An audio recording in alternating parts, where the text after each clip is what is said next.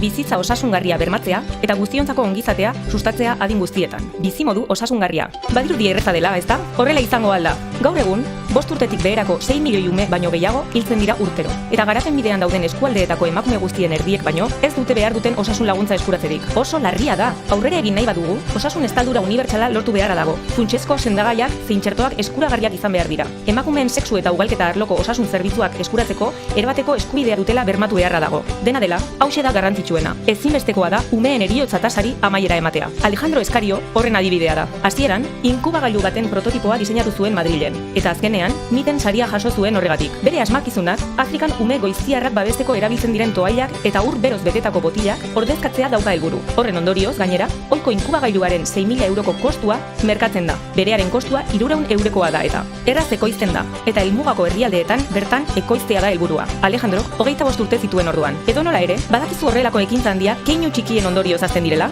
Bat, odol emaile, organo emaile eta muin emaile egitea da lehenengo urrats handiena. Bazenekien 450 mililitro odolek 3 bizi salbatu ditzakeela eta 3 segunduan behin odola behar duen norbait dagoela, bestetik, badago leuzemia muindo aintzaren bidez tratatzerik, eta horretarako odol periferikoa edo zelula amak atera besterik ez dago. Erraza da, eta hil edo bizikoa da. 2. Txertoa jarri seme-alabei. Txertoetarako fondoak biltzen dituzten gizarte erakundeei lagundu. Lagundu iezaiezu. 3. Alkohola, tabakoa eta beste droga batzuk orekaz kontsumitu edo bestela bete-betean utzi albo batera. Horrela, askoz osasungarriagoa izango da gizartea. 4. Zeure ariketa ohiturak aldatu. Gizakien fisionomia mugitzeko dago diseinatuta, eta ez eserita egoteko. Bizimodu aktiboa izan dadin, gutxienez 100 minutuz ibili beharra dago egunean.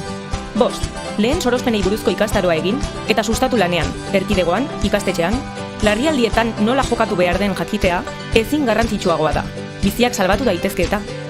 Hasteko, geure osasuna eta ingurukoena sustatu eta babestu egin behar dugu. Unea iritsi da.